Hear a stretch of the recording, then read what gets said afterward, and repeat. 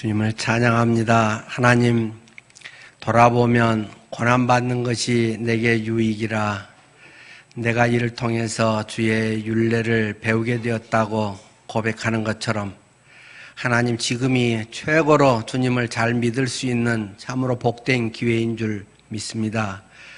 어떻더라도 하나님 그 속에 주님이 오롯이 드러나고 더욱 주님께 집중할 수 있는 참 귀한 은혜의 시간인 줄 믿습니다. 다만 큰 고통 가운데 또 여러 가지가 차단돼서 많은 어려움을 겪는 이들의 길들이 형통케 하옵소서. 자기가 주인 되어 살아간 사람들이 예수님을 철저히 붙들고 이 주님이 주인님으로 오롯이 서는 기회가 되게 하옵소서. 성령께 우리의 모든 것을 올려드립니다. 하나님, 청지기임을 기억하면서 이 믿음으로 살아가게 하옵소서. 예수님 이름으로 기도드립니다. 아멘.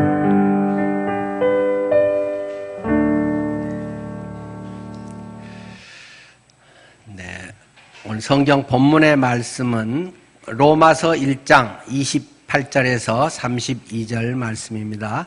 로마서 1장 28절 말씀부터입니다.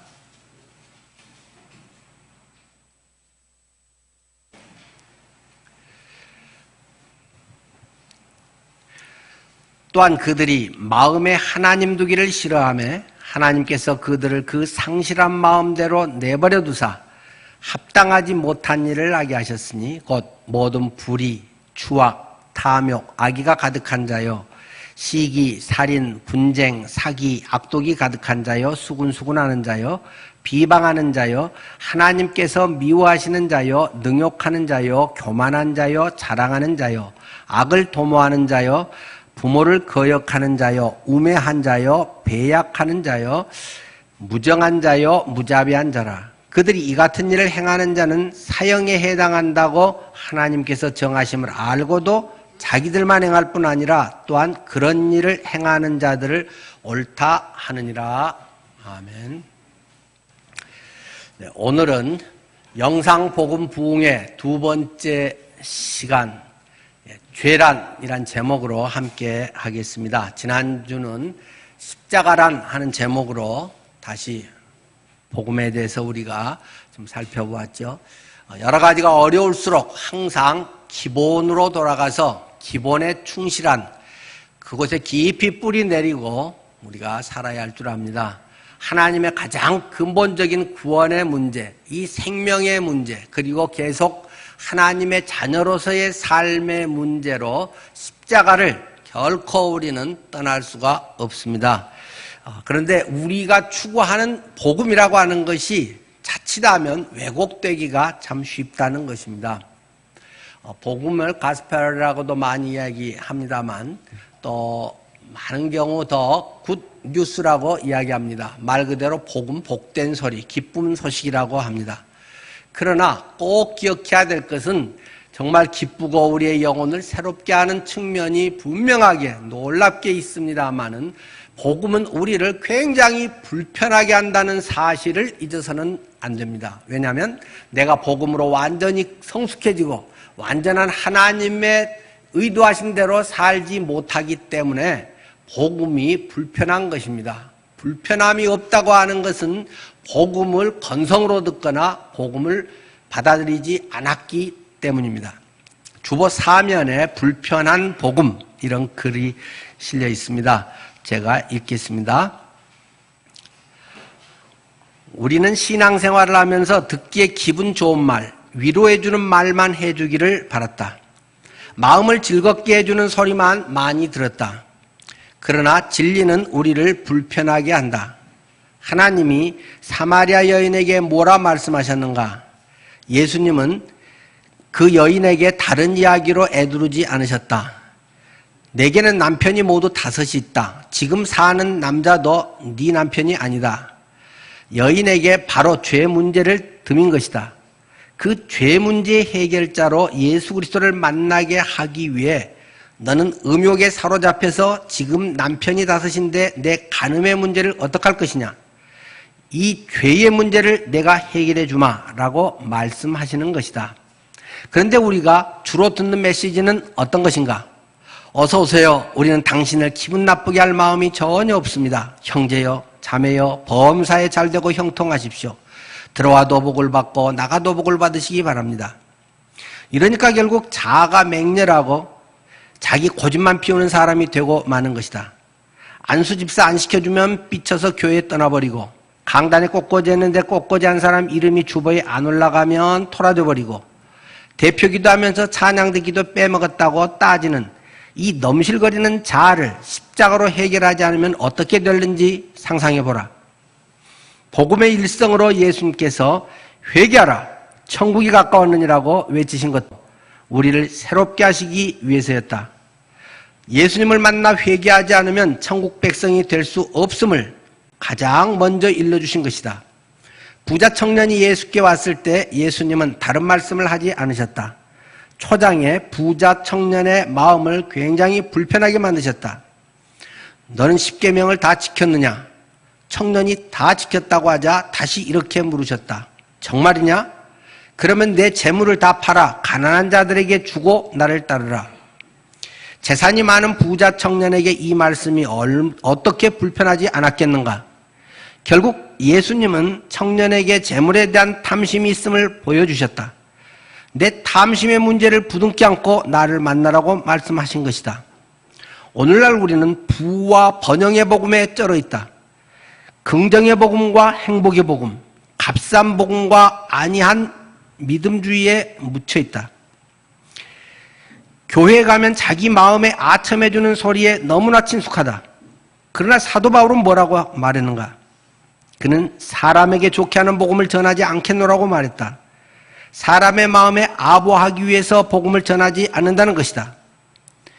이제 내가 사람들에게 좋게 하랴, 하나님께 좋게 하랴, 사람들에게 기쁨을 구하랴? 내가 지금까지 사람의 기쁨을 구하는 것이었다면 그리스도의 종이 아니니라. 나도 마찬가지다.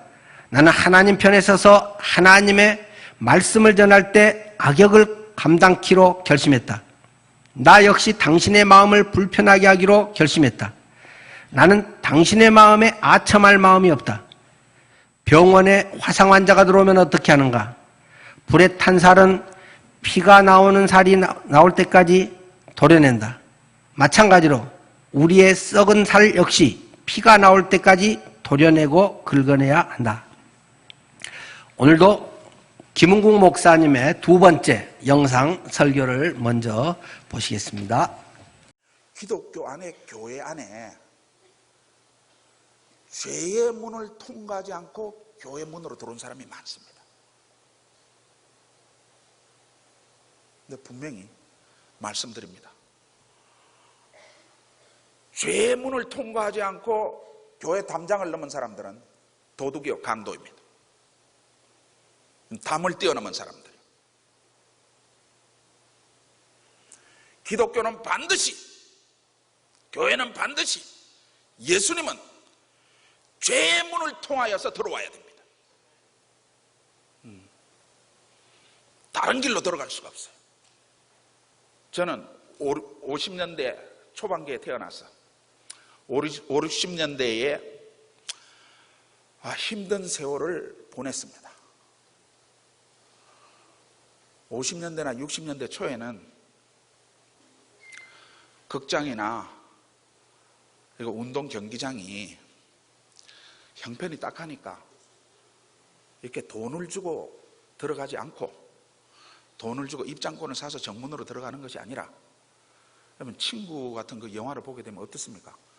화장실, 극장 화장실을 이렇게 해서 친구들하고 무등을 타고 넘어간다든지, 극장이 상영을 마치고 사람들이 와 쏟아져 나올 때에 그냥 인파 사이를 그냥 막 뒤집고 들어가가지고 그냥 표 끊지 않고 공꼴로 들어가고, 야구장도 정문에서 표를 끄지 않고 그냥 담을 넘어 이렇게 들어간 적이 많았습니다. 이게 소위 우리네 말로 담치기라고 합니다. 여러분들 담치기라는 말 들어봤습니까? 그 옛날 사람들은 담치기라고 그랬어요. 우리 세대 사람들은 담을 넘어 들어간다는 거죠. 불법적으로 월장하는 것을 담치기라고 그랬어요. 그래서 집안에도 통행금지, 옛날에는 통행금지가 있어서 12시에 통행금지가 딱 되면 통행금지는 뭐 집에 들어가려고 했을 때는 집에 담을 뛰어넘는 거예요. 교회 안에도 정문으로 들어가지 않고 담치기한 명목상의 크리스찬들이 많아요.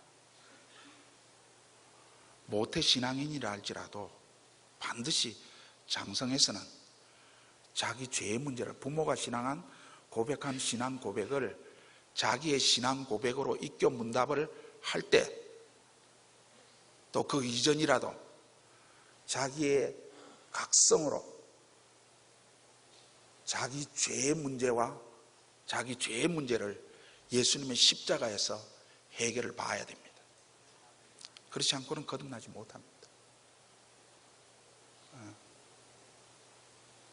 반드시 친구 따라 강남 가듯이 교회 들어온 자도 반드시 내 죄의 문제를 부둥켜 안고 예수님과 충돌해야 돼요.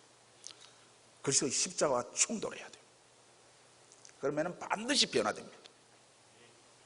삭개오가 변화되었듯이, 사도 바울이 변화되었듯이, 사울에서 바울로 변화되듯이, 어거스틴이 변화되듯이, 길선주 목사님이 변화되듯이, 오늘 인간이 김은국이 변화되었듯이 혈과 육으로 세상의 도덕과 교양으로는 인격과 삶을 전혀 변화시킬 수 없는 그 위대한 변화가 십자가라는 이 죄의 문이라는 이 정문을 통과해서 예수 그리스도의 십자가 부닥치면 반드시 변화됩니다. 말씨가 변화되고 인격이 변화되고 포르노 중독에서 벗어날 수가 있어요. 자, 그래서 오늘 자꾸 근본적인 것을 다시 돌아가게 됩니다. 십자가로, 복음이 뭐냐, 십자가가 뭐냐. 이렇게 십자가는 기독교의 기본이요 근본입니다. 기본이요 근본이기 때문에 기초는 다 알고 있다고 생각을 해서 신학교에서도 안 가르쳐주고 교회에서도 잘 안 가르쳐줘요. 이거 뭐 벙어리 삼룡이도 아닌데 아름아름 알아라, 너희들 자습해서 알아라는 것도 아니고, 왜 십자가에 대해서 묵비권을 행사를 하는지, 십자가를 전하면 잡혀가는지, 하여튼 십자가에 대해서는 요즘 들어보기가 힘들어요. 그러나 이 십자가 복음, 십자가 복음은 영어로 말하면 레디칼이라고 그러죠. 기초적이고 근본적이요. 그러나 레디칼은 급진적이라는 뜻도 돼요. 십자가는 급진적입니다. 나의 삶과 인격을 격변시킬 수 있는 것은 십자가밖에 없어요. 오늘 축 처져 늘어져 있는 교회를 새롭게 부흥을 시키는 것도 십자가밖에 없어요. 오늘 이 십자가를 재발견하지 않고 어디서 부흥을 구하려고 하느냐 이 말이야. 어디서 심령 부흥을 구하고 어디서 교회 부흥을 구하려고 하느냐 이 말이야. 다른 데는 대답이 없어요. 다른 데서 구한 부흥은 전부 다 짝퉁 부흥이에요. 사이비 부흥이라 이 말이에요. 십자가에서 촉발되지 않는 개인의 심령 부흥과 교회의 부흥은 전부 다 짝퉁 부흥이에요. 그렇다면 나의 죄의 문제를 부둥켜 안고 예수 그리스도의 십자가를 만나야 된다 그랬는데, 아까도 말씀드렸듯이 나는 형법상의 죄를 안 지었어요. 나는 도로교통법 잘 지킵니다. 나는 육법전서에 저촉되는 일을 안 했어요. 오늘 다시 묻습니다. 다시 기초적이고 근본적이나 그러나 급진적인 것을 묻습니다. 죄가 무엇입니까? 우리의 죄를 부둥켜 안고 예수 그리스도를 만나고 그리스도의 십자가를 만나야 된다고 했는데, 죄가 무엇입니까? 기초를 들이대면 모른다고. 죄가 뭔지를 알아야 내가 죄를 지었는지 안 지었는지 알 거 아니요. 죄가 뭔지를 모르니까 회개도 안 한다니까. 죄가 뭔지를 알면 그 죄를 씻기 위해서 회개도 할 거라 이 말이야. 죄가 뭐요? 이런 때 항상 물을 때는 성경 구절로 도망갈 수 없게 딱 제시를 하는 게 대답이라 이 말이에요. 로마서 1장 28절 이하를 봅시다. 죄가 무엇인지를 정의를 내렸어요. 오늘 이 로마서 1장 28절 이하를 절대로 잊어버리지 마세요. 여러분 뭔지는 얼핏하게 알고 계세요. 로마서 1장 28절은 같이 읽도록 하겠습니다. 시작. 또한 저희가 마음에 하나님 두기를 싫어하며 하나님께서 저희를 그 상실한 마음대로 내어버려 두사 합당치 못한 일을 하게 하였으니 곧 모든 불의, 추악, 탐욕. 예, 됐습니다. 죄악의 가장 밑바닥은 원뿌리는 뭐냐 하면은 로마서 1장 28절에서 바울이 딱 한마디로 했죠. 마음에 뭐 두기를 싫어한다고요? 죄란 무엇입니까? 마음에 하나님 두기를 싫어해요. 마음에 하나님을 쫓아내고 내가 왕노를 하는 거예요. 그것이 죄야. 마음에 하나님 두기를 싫어하는 것이 바로 죄라 이 말이야. 그 마음에 내가 지배하는 것이 죄인 거예요. 마음에 하나님 두기 싫어하는 것, 이 죄의 원뿌리에서 죄의 잔뿌리들이, 잔가지들이 다 뻗어나는 거예요. 마음에 하나님 두기를 싫어해서 그 상실한 마음에 내어버려 두니까 29절에 온갖 세상의 죄의 종류가 다 나옵니다. 곧 모든 불의, 추악, 탐욕, 악의가 가득한 자요, 시기, 살인, 분쟁, 사기, 악독이 가득한 자요, 수군수군하는 자요, 비방하는 자요, 하나님의 미워하시는 자요, 능욕하는 자요, 교만한 자요, 자랑하는 자요, 악을 도모하는 자요, 부모를 거역하는 자요, 우매한 자요, 배약하는 자요, 무정한 자요, 무자비한 자라. 자, 이 모든 세상에 온갖 죄가 어디에서 출발합니까?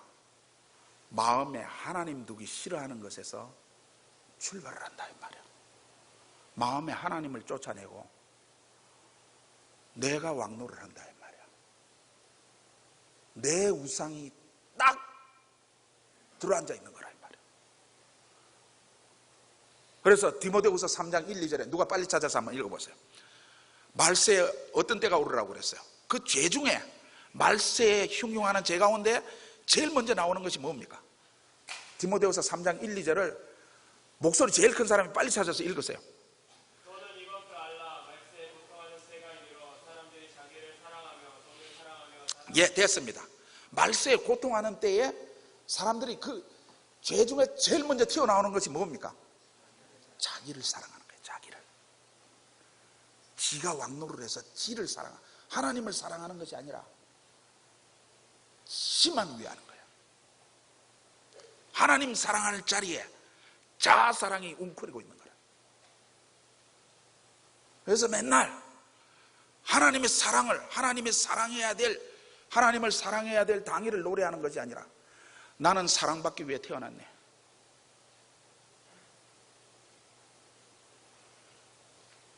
너는 하나님을 사랑하기 위해서 태어났지 너 자신을 사랑하기 위해서, 네 사랑받기 위해서 태어난 것이 아니라 이 말이야.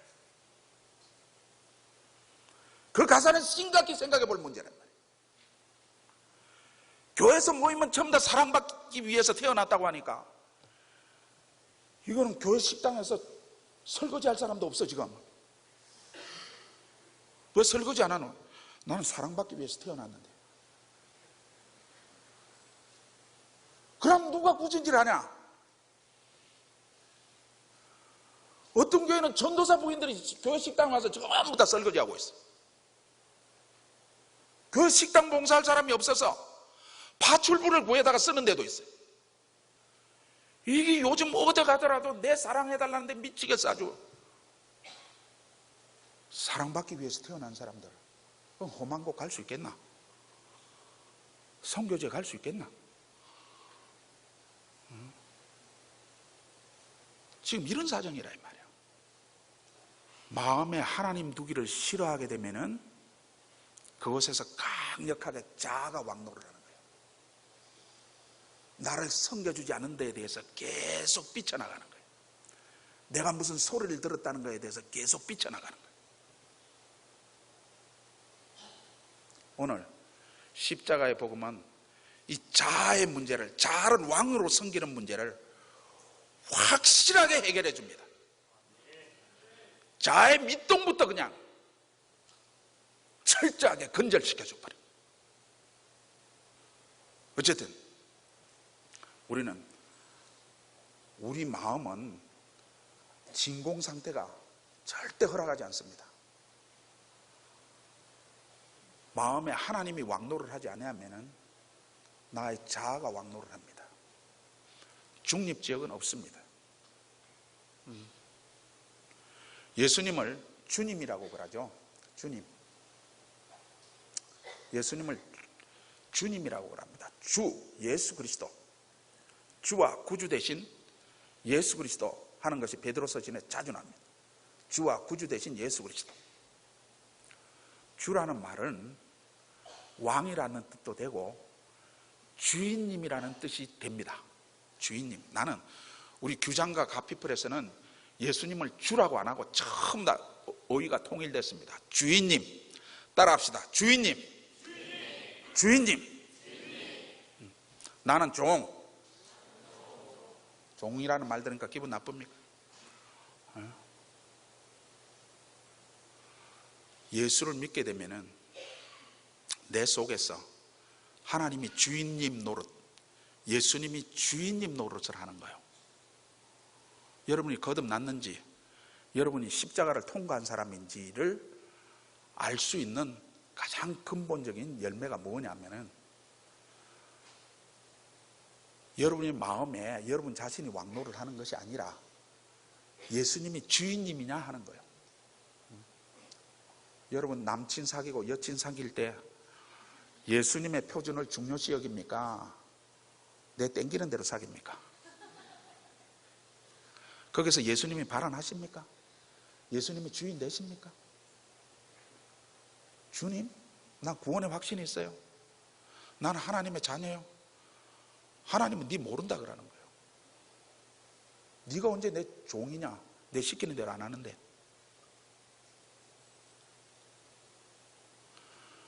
종은 주인의 말을 들을 거 아니냐? 지 인생 지 마음대로 경영하며 살면서 무슨 내가 네 주인이냐 하는 거예요. 오늘 이 로드십의 문제가 여러분 확실해야 되는 거예요. 이것이 십자가의 문제와 결부되어 있는 거예요. 여러분이 예수 믿는 자로서 마음에 하나님을 둔 자로서 예수님이 주인님인 사람으로서 어떤 배우자감을 고르고 있습니까? 어떤 가치관을 가지고 있어요? 내가 신랑감을 구하려고 할 때에 주인님 대신 예수님의 가치관이 나를 지배하고 있습니까? 그 지배하지 않는데 예수 믿는다고요? 오늘 거듭나셔야 되는 거예요. 나는 철저한 거예요. 이거 아니면 저것이요. 예수님이 여러분 속에서 주인님으로 발언하지 못하고 예수님이 그대로 여러분 거기에 따르지 않는데 여러분은 예수님의 종이 아닌 거예요. 예수님의 자녀가 아닌 거예요. 습관의 고인, 제도의 교인인 거예요. 여러분의 인생의 중요한 판단의 자리에 섰을 때, 기로에 섰을 때에 예수님의 가치관이, 주인님의 가치관이 나를 지배했습니까? 그때 내 마음에 하나님 두기를 좋아했습니까? 인생의 위기 시에, 기로 시에 예수님이 내 속에서 주인으로 발언하는 사람이 예수 믿는 사람이에요. 혹시 한두 번은 삐끗하더라도 인생의 대전체를 놓고 봤을 때는 그 사람의 전체의 흐름은 인생의 중요 시점마다 주인님 대신 예수님의 가치관이 지배했다. 거듭남의 증거인 거라 이 말이에요. 오늘 시간이 없어서 많이 자세히를 더 못하겠어요. 오늘 여러분이 근본에서부터 지축에서부터 다 흔들릴 거예요. 기초공사에서부터 다 흔들릴 거예요.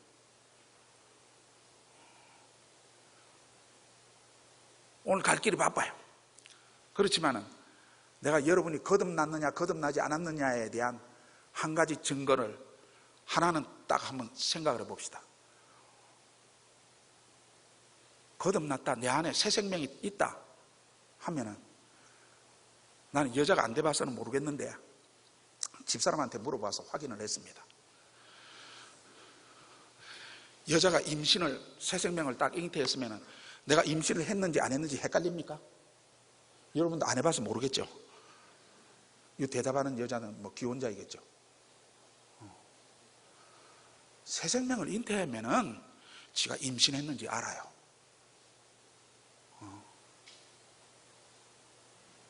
지가 새로운 하늘 생명을 딱 잉태했으면은 내가 임신했네 안 했네, 새 생명 잉태된, 그거 헷갈리면은 임신하지 않은 거요. 거듭나지 않은 거라 이 말이야. 내가 거듭났는지 안 났는지 헷갈리는 거야. 그럼 거듭나지 않았다고 보면 맞아. 오늘 거듭남의 증거 가운데 하나 볼까요? 요한일서 5장 4절 한번 봐봅시다. 우리 다 같이 읽읍시다. 시작. 대저 하나님께로서 난 자마다 세상을 이기면 이것이 우리의 믿음이다. 아멘.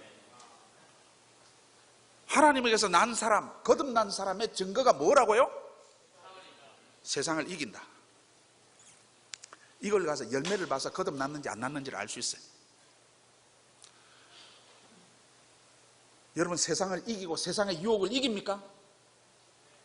여러분의 인생의 대세를 봤을 때 세상을 이기는 그 흐름으로 계속 나옵니까? 아니면 유혹이 올 때마다 판판이 졌습니까? 무슨 인터넷 사이트 보다가 이거 할 때마다 안목의 종력에 이끌려서 아이고 보고 가지. 궁금증은 그때 채워서 없애야 돼요. 그렇게 합니까?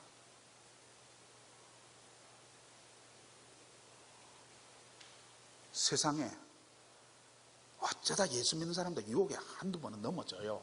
그러나 내가 말하는 거는 인생의 대세를 말하는 거예요. 80~90% 이상은 그 사람의 인생의 행적이 세상을 이기는 모습으로 나옵니다. 앞으로 여러분 목회하는 사람은 여기 돈 많이 준다, 여긴 큰 교회다, 여긴 대우가 좋아, 저기는 교회가 적더라도 대우는 적고 저기는 가면 뒤지게 고생할 것 같고, 바울도 로마에서 복음을 전하기를 원했으니까 나도 큰 데서 전해야지, 스케일 크게 놀아야지. 그런데 중요한 것은 항상 조건을 좋게 제시하는 대로 옮겨간다는 거지. 그러면 목회에서 그 사람이 세상을 이기는 모습입니까? 아니라 이 말이야. 예수 안 믿어도 항상 저 사람 킹하고 퀸하고 이렇게 하면 마음이 흔들리는 거야. 예수는 안 믿는데 사법고시에 패스했어. 그러면 내가 가서 예수 믿게 해야지. 그럴 때만 선교의 사명을 불타게 느끼는 거야.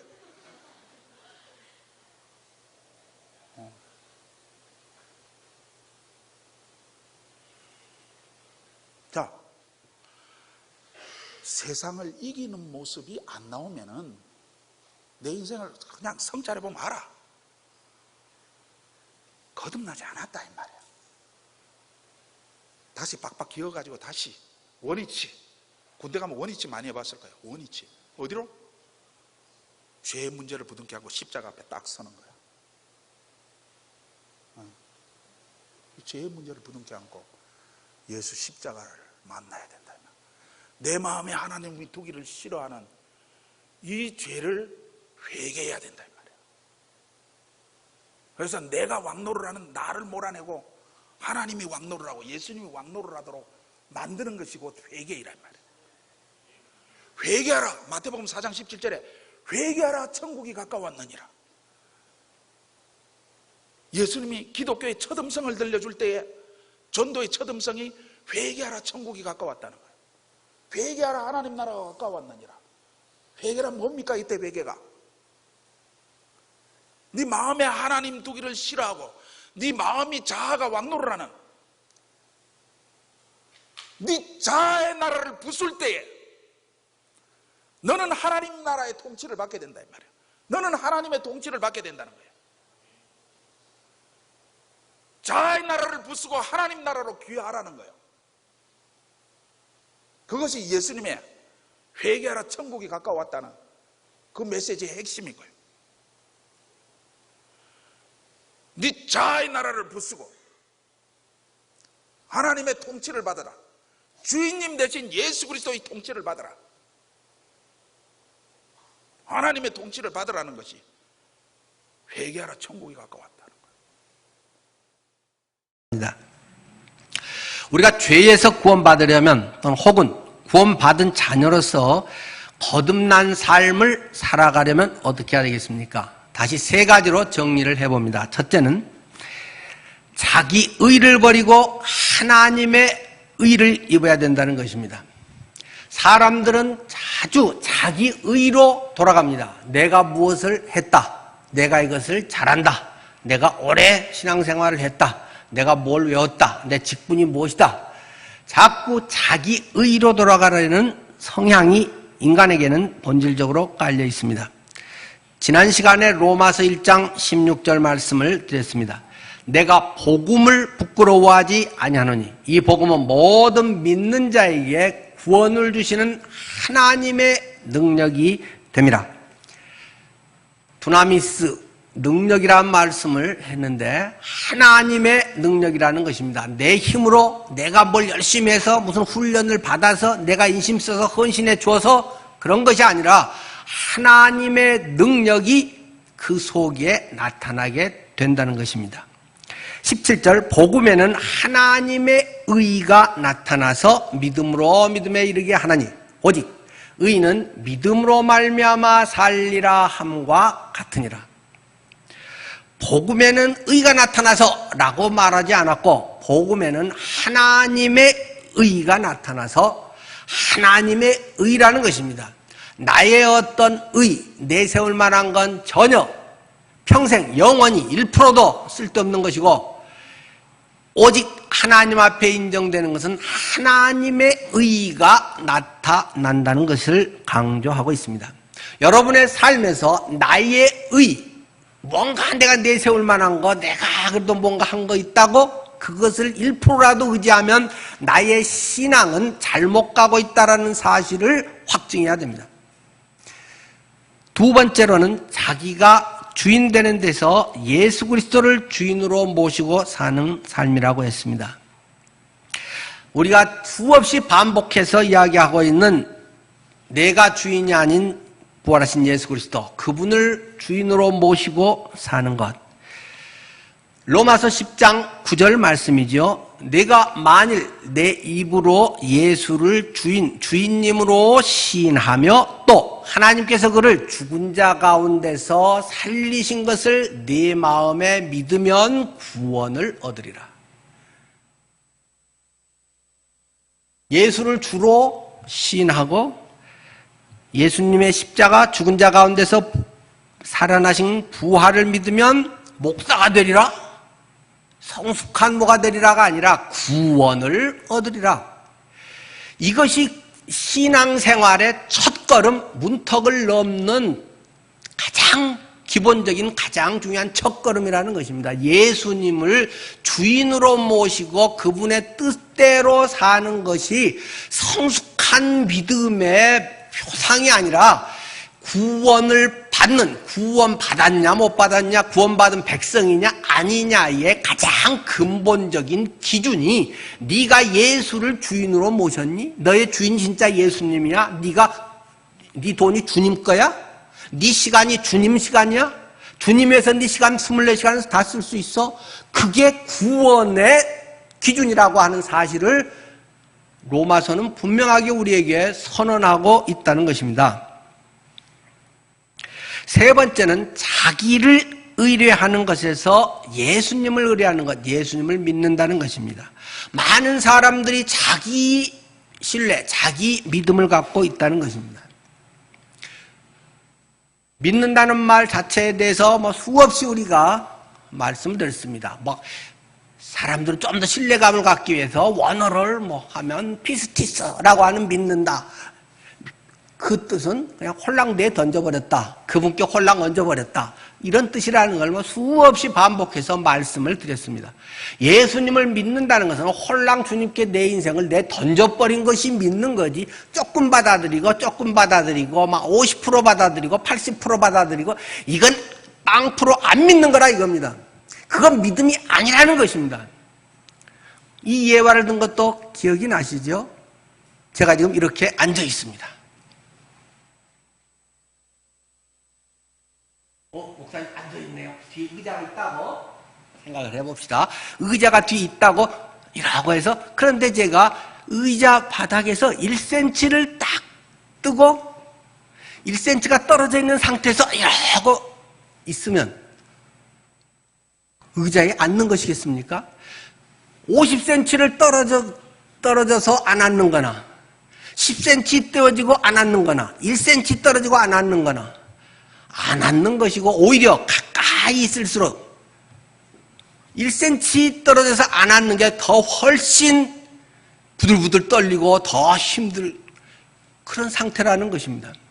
앞에서 볼 때는 목사님 의자에 앉아있구나 라고 봐줄지 모르지만, 남들이 볼 때는 예수 믿는 사람이네, 저 사람 구원받았나 보다, 천국 가겠네 라고 말할지 모르지만, 자기네 속으로 부들부들 떨고 이거 해야 되는데 이거 안 하면 주님이 안 사랑하는데, 남들이 예수 안 믿는다고 하는데, 쇼를 하고 다니는 사람이 너무 많다는 것입니다.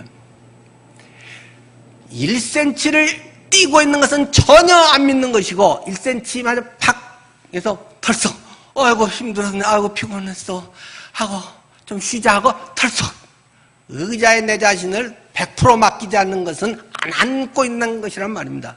예수 안 믿는 것이란 말입니다. 지옥 간다고 말입니다. 내가 많은 사람들은 착각해서 예수 그리스도를 믿고 하는 게 무슨 프로테지 퍼센트가 올라가서 점점 주님께 가까워지고 그런 거짓 복음을 간직하고 있다는 것입니다. 그런 게 없습니다. 0%든 100%든 예수 그리스도를 진정 영접해서 예수의 생명이 내 안에 있고 하나님의 의가 내 안에 있느냐 없느냐에 따라서 구원 못 받았느냐 천국이냐 지옥이냐로 딱 결정이 되는 것이지, 점차 잘하면 되고 이런 것은 완전 어떤 적선 사상, 이런 유교적 사상, 또 인과응보적 불교 사상, 이런 것에 의한 것이지 복음하고는 전혀 상관없는, 성경은 전혀 그런 것을 허용하고 있지 않다는 것입니다. 많은 교인들이 그런 신앙생활을 하면서 내가 하나님 자녀인 것처럼, 예수 믿는 것처럼 착각하며 살고 있다는 것입니다. 아까 임신한 사람이 왜 모르겠냐. 근데 물론 임신하고 한 두세 달 정도 될 때까지도 모를 수도 있잖아요. 입맛이 좀 안 땡긴다든지, 사람마다 또 상태는 다르기도 하고. 그렇지만 7, 8개월이 됐는데도 모르겠다. 배가 막 이렇게 나왔는데도 내가 임신했는지 안 했는지 고민스러워.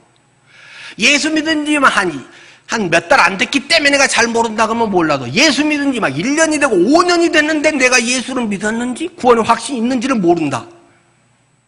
안 믿은 거라 이겁니다. 구원받지 못한 거라 이겁니다. 복잡하게 그렇게 고민이 많냐는 겁니다. 자기 합리화를 하고 자꾸 자기 변명을 해서 된 거 아닐까 하고 착각하기 때문인데 안 믿은 거라 이겁니다. 예수의 생명이 있는 사람은 그냥 안다는 것입니다.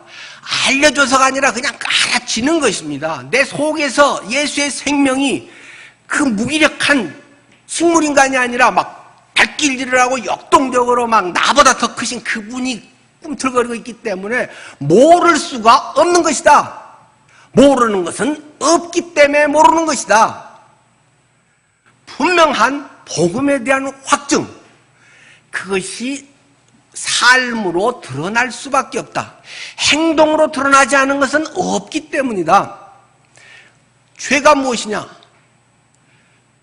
그 마음에 하나님 두기를 싫어하며, 돈이 있어도 하나님이 어떻게 하면 기쁘게 할까 그걸 쓰기보다 어떻게 하면 내가 많이 모으고 어떻게 하면 부자라고 하고 어떻게 하면 내게 유익하고 내 하고 싶은 거 해야지, 그런 데 마음이 있는, 하나님을 마음에 두기 싫어하고 자기 왕국을, 자기 뭔가의 욕망을 채우고 자랑하기 위해서 하는 것은 하나님을 마음에 두기 싫어한 모습이고 안 믿는 결과가 그렇게 나타날 수밖에 없다는 것을 성경은 강조하고 있는 것입니다. 시간 날 때 뭐 하는가? 나의 어떤 욕망을 채우는 어떤 이런 것들에 시간 다 쓴다. 그리고 하나님 자녀라고 거짓말하면 안 된다는 것입니다. 주위에 그런 사람이 하도 많다 보니까 그렇게 해도 나도 집 사고 괜찮은 줄로 착각한단 말입니다. 그거 안 믿는 거란 말입니다. 그런 거는 1시간 기도를 하자. 그래 뭐 하면 좋지. 해보자. 아이고 1시간이나 어떻게 훈련이 안 되면 그럴 수도 있지만 안 되면 30분 나눠서라도 하지만 하고 싶어지는 거란 말입니다. 사랑하는 사람이 있으면 자꾸 전화하고 싶어지고 그 사람 선물하고 싶어지고 자꾸 대화하고 싶어지는 건 지극히 당연한 현상이지 사랑하는 사람은 이렇게 해야 돼 1, 2, 3, 4 이걸 지켜야 사랑하는 거야 그런 게 아니라는 것입니다. 그 마음에 하나님 두기를 싫어함에 이러한 것을 하나님께서 그냥 내버려 두사 그냥 냅둬 버리니까 지멋대로 이렇게 모습들이 나타난 것이다. 장가지가 이렇게 죄의 열매로 나타났다는 것이 오늘 본문 말씀 아닙니까? 하나님께서 내버려 두는 거. 그나마 하나님께서 쓸만하고 되고 자녀라면 떼끼놈 자식 뭐하는 짓거리야 이거. 너 예수 믿는 거 그렇게 살면 돼 하고 하나님이 그냥 군밤이라도 주고 뭐 어렵게라도 해주고 그러면 좀 정신이라도 차릴 텐데 내 버린 자식이야. 얘는 내 자식도 아니야. 그렇기 때문에 그냥 하나님이 내버려 두사 지맛대로 살아가겠다는 것입니다. 여러분 마음대로 하는데 잘 된다? 아주 위험한 상태에 있는 것입니다. 하나님 자녀가 아니기 때문이다. 내가 잘못하는데도 문제가 없다?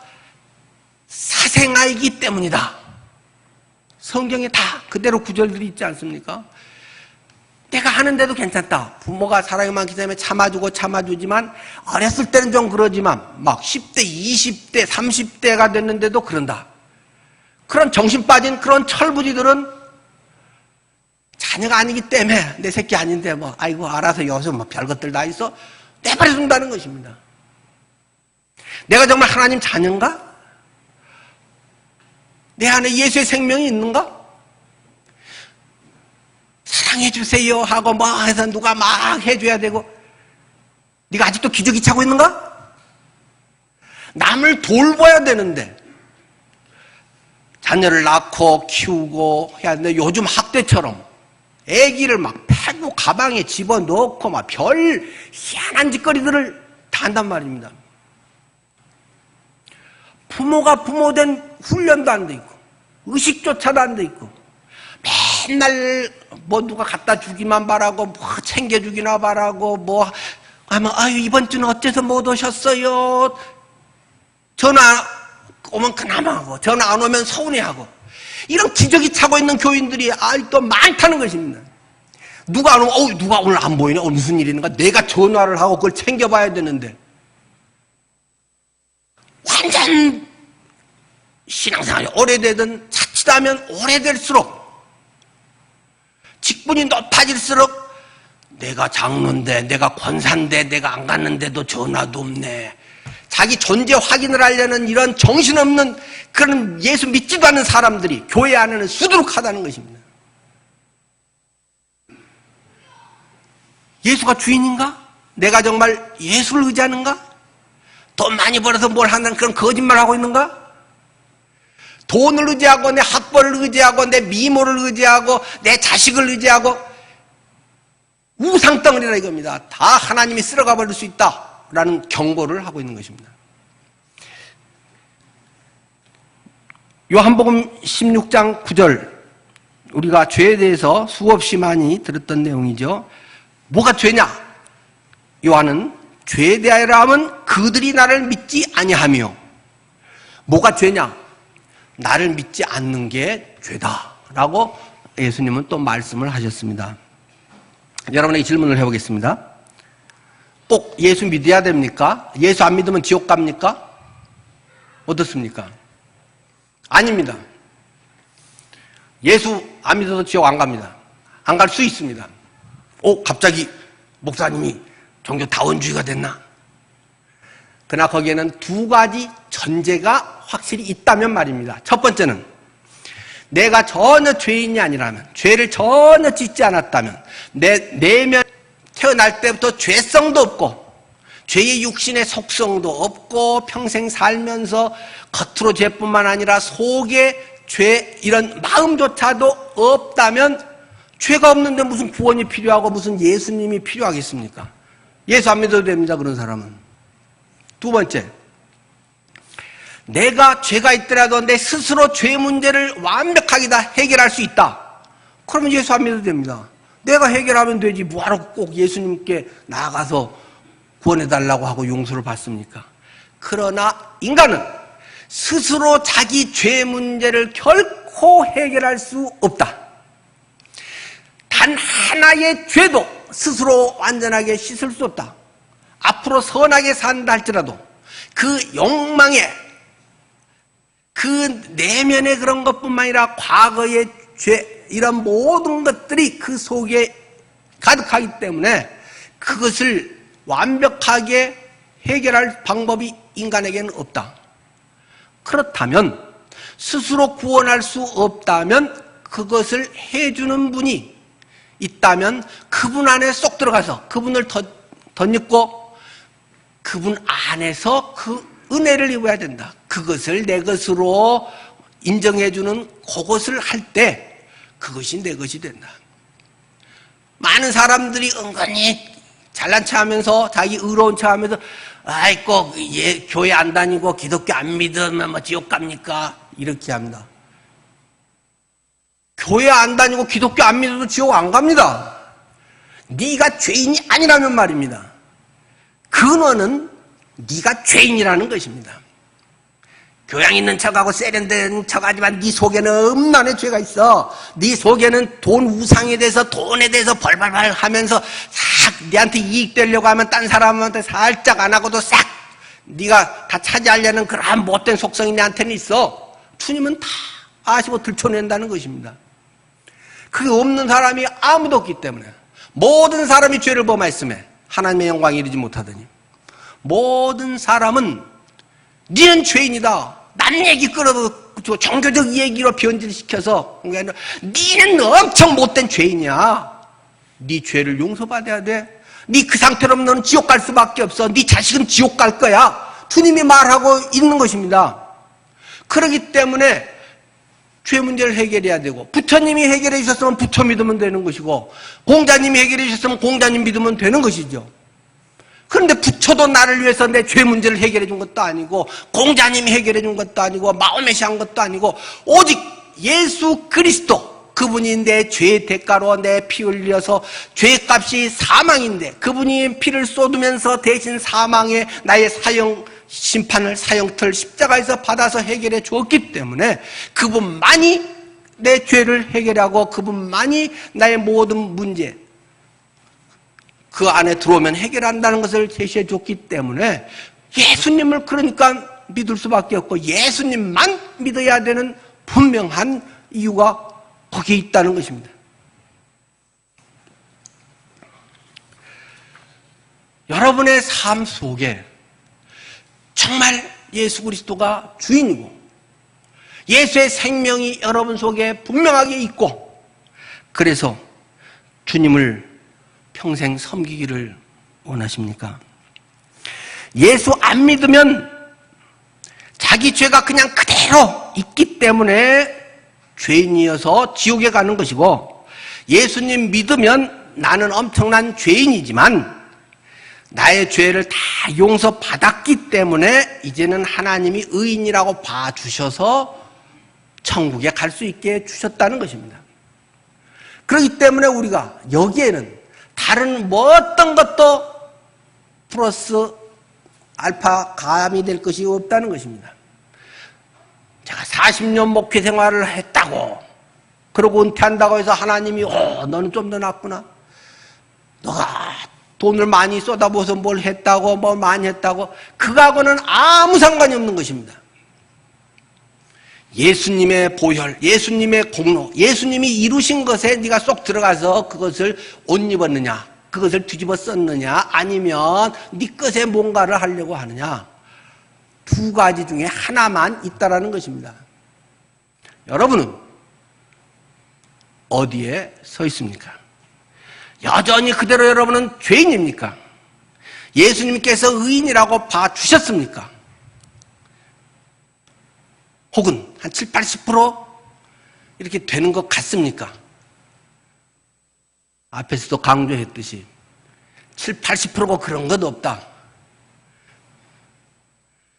애가 태어나서 생년월일 언제고 살았는지, 그냥 죽고 끝났는지 0%와 100%밖에 없는 것입니다. 지난 시간에도 영상 가운데 이야기하시 교회 다니는 사람 중에 제일 억울한 사람은 교회 잘 다니고 지옥 가는 사람이다. 교회 집사를 갖고 지옥 가는 사람이다. 분명히 그런 사람이 있다는 것입니다.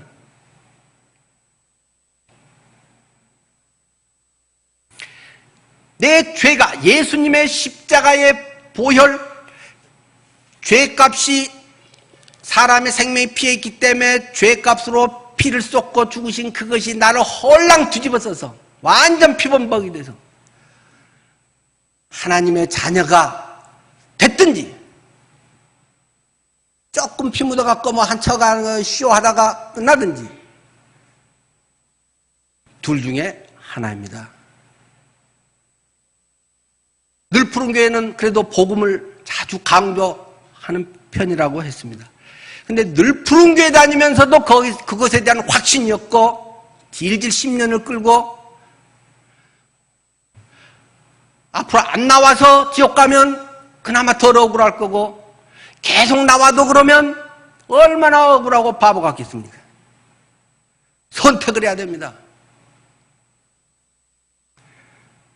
오늘 하나님은 그런 분들을 초청하고 계십니다. 보라, 지금은 은혜 받을 만한 때요. 보라, 지금은 구원의 날이로다. 계급장 다 떼고 장로고 목사고 뭐 어떤 직자고 구원하고는 아무 상관없는 것인데,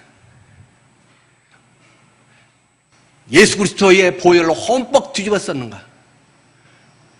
나의 1%도 안 남기고 100%가 예수 그리스도의 보혈이 나를 완전히 뒤집어 쓰여버렸는가? 내가 보혈 속에 퐁당 담궈져 버렸는가?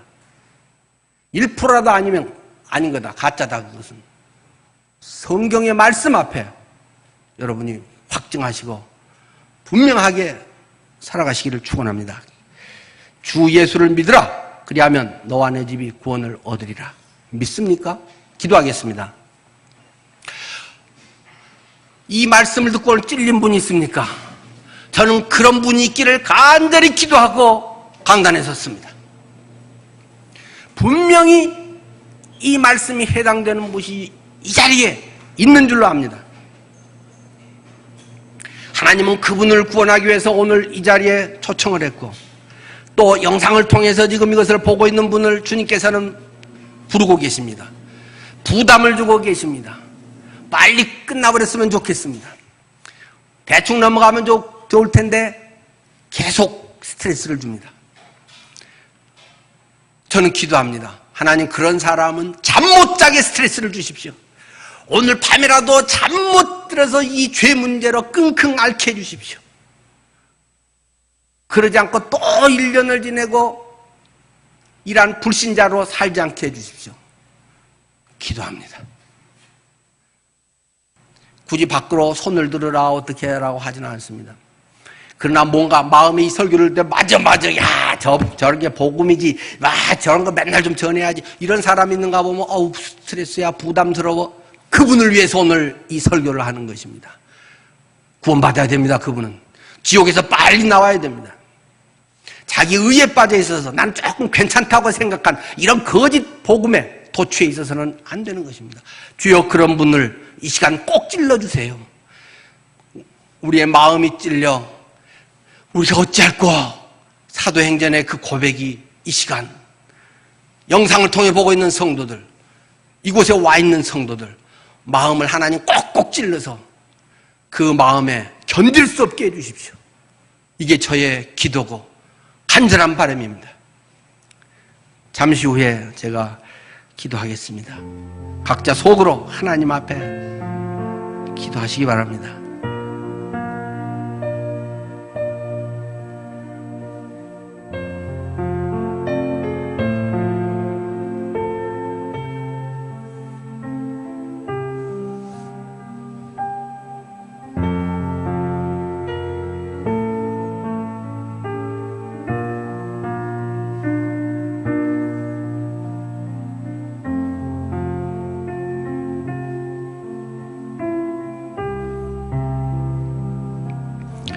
성령이여, 우리의 마음을 감동시켜 주십시오. 우리의 감정과 우리의 쇠뇌로는 결코 이루어지지 않는 거듭남의 역사가 참으로 예수의 생명이 그 영 안에 잉태되어서 참으로 기쁨과 감사와 평강과 참 쉼을 경험하는 주의 자녀들 되게 하옵소서. 예수님 이름으로 기도드립니다.